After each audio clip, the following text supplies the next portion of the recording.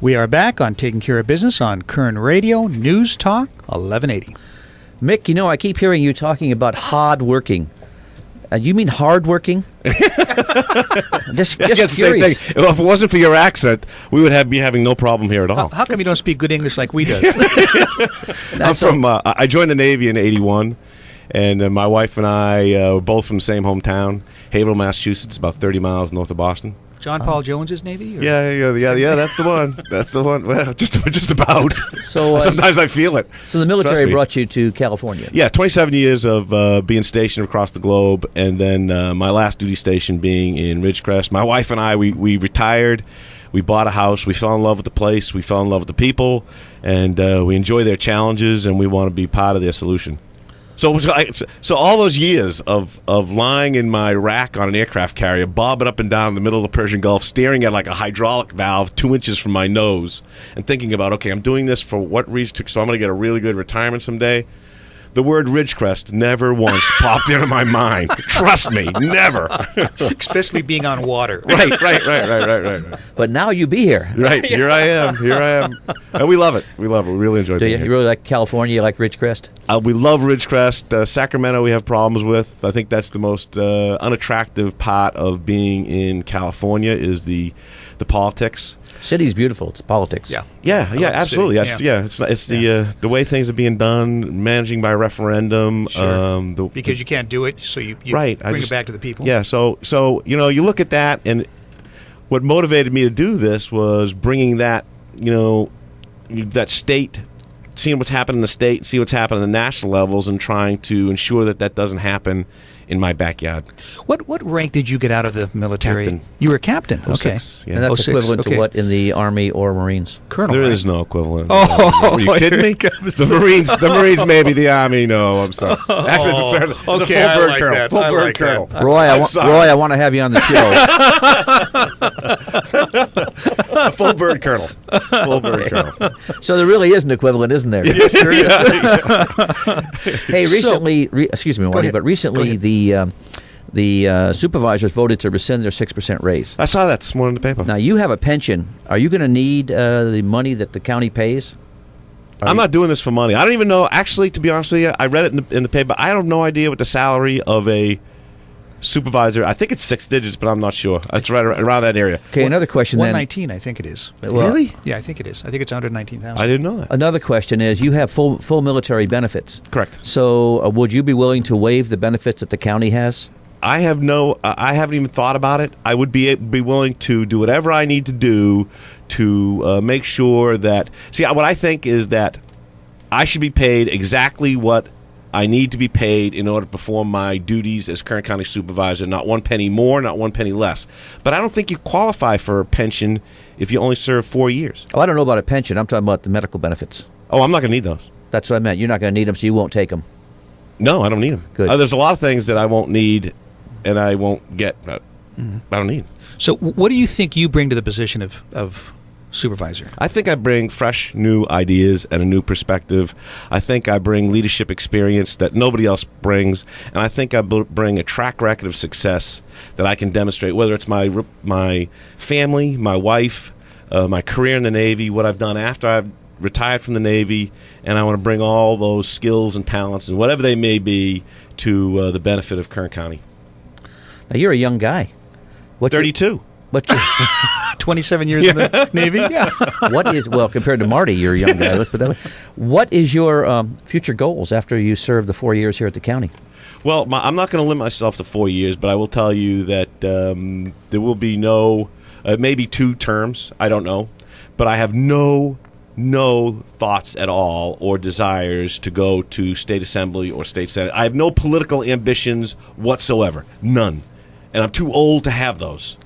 So by the time I'm finished my first term, I'm going to be in my 60s. And if I were to go to 2, I'm going to be over 65. So I have no interest in political career, if that's your question. Yeah, that was really my question. We want to make sure people that serve Musical chairs, stay. people playing musical chairs in the state of California and all over this country, and that's one of the biggest problems with our American politics today is that people get in, they wiggle around, they find all these places, they find their comfort zones, and they find it's a human dynamic. It's what people normally do, when they just find places where they can go and don't have to perform or do the minimal required to perform, and that's not what we need in politics. We need people to go in with energy, with some ideas and some desires to perform, and then to get out, get back to their job, and get back to making a living the way they were before they entered. Exactly.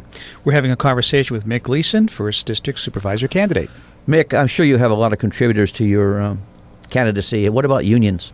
No. No unions? None. Would you accept money from No. unions? And why not? Not that they're bad things. It's just that I don't want any decisions I make on as a board of supervisor to be influenced by any contributions that somebody gave me. There's some owing of something to a union. How about large corporations? Depends Or upon businesses, I'm all for businesses. Matter of fact, I've been whether they contribute or not, I'm going to be making decisions in their benefit as much as I can. So yes, I would take money from businesses. Okay, so why are you saying that you'd make decisions as much as you can for business? I'm a pro-business kind of guy. I think Okay. the way we get out of this economic mess we're in today, is to expand our tax base by bringing new people into the workforce and not increase tax rates. So I would be making decisions based generally on making our government smaller and taking less of a role in our way of life, and making businesses and individuals, empowering businesses and individuals to perform as the best they can. What about a part-time supervisor position? I really haven't given a lot of thought to that.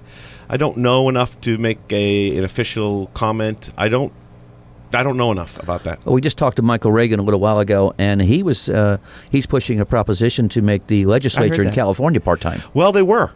I know they were, for yeah. a year, till the 70s, and we were doing fine. Yeah. And I think, if I'm not mistaken, the majority of states have part-time legislatures. 41. Yeah, so I'm thinking, I scratching my head, why are we paying all these millions of dollars for these legislatures to make bad decisions for us? So why not drop that right down I to don't the know. supervisor? It could be. I'm not. I would be open-minded to that. I would consider that and look and to eaggerly find a good solution. Another question: how about outsourcing some of the responsibilities the county has to independent businesses? I think it's a great idea. Great. I think it's a great idea. I really do. I know that I saw in the paper today that they would think one of the discussion points is making the county administrator's job a contract job. Right, I saw that today too. Yeah, I looked at that. I scratched and said, that's not a bad idea. Yeah. Why not doing it? Because the life cycle costs of that employee shrink. Yes, dramatically. Mm-hmm. So there are a lot of advantages to outsourcing, and I think that we should consider looking at those to work our budget better. Well, I look at the healthcare issue that's coming up since I'm in the health business, and what the government wants to do is hire people to enroll individuals into the healthcare. Why not contract with insurance agents who only get paid for results, not for effort? Right. Yeah. And that's what we need in government: results, not effort. Right. And that's where your leadership will come in. I want to think about that, because I think you hit a good point. I think if I read correctly this morning's newspaper, that one of the reasons they were redoing the pay raises for the county supervisors and stuff, and they were trying to align to the CPI. Correct. Is that correct? That is more of a performance-rated. The whole idea of a performance-rated pay base, I mean, that's a good idea. I like that. I like everybody that a else lot. does that. Why doesn't the government do that? Sure. If you had to, if I was just coming in, didn't know Mick or Roy or anybody, Yeah. what would be the differences between you and your opponent? Well, all I can speak to is me. Okay. And I'll tell you that my life experiences would lend you to believe that I've demonstrated a lifetime of decision-making and leadership that would give you a confidence that I could do this job well, and it would also get you to understand that you can trust me. Because you don't become an 06 in the Navy, and you don't spend 27 years in the Navy, and you don't become executive director of the Childlike Alliance, and you don't become a father of 3 and a husband for 32 years without demonstrating a consistent level of trust. But you never have been in a political arena before. Right.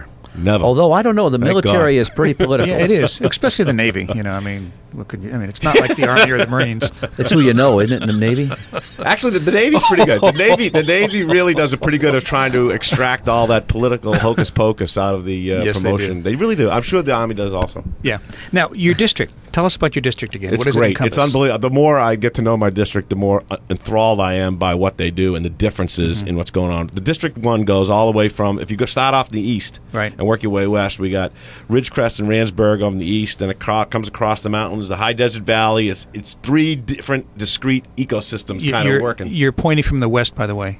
But Oh, you're, okay. but you're in the Navy. No. So and a then pilot it goes too, yeah. There's the aero defense industry, which is the second largest employer in Kern County. Then you move over the mountains in the Kern River Valley, and you have unbelievable, breathtaking vistas and views and culture and retirement opportunities and recreation and tourism opportunities. And then you keep moving westerly to get to the North Central Valley, which is Delano, Shaft, McFarland, which is a bunch of ag, and you tip into Bakersfield, which is predominantly oil and retail and services. So three completely different types of ecosystems all wrapped up in one. So great place. So, Mick, if people want to find out more about your candidacy, where would they look? Well, there's a couple places. First place is my website, www.mickgleason, MICKGLEASON, one word, mickgleason.org. It'd be the best place, or I'm also on Facebook. Great. Mick, thanks for taking the time. Yeah, really you guys appreciate are great. it. And lots of you luck. guys are great. Thank you very much. Appreciate it. We'll be back in 167 hours on Taking Care of Business on Kern Radio, News Talk, 1180.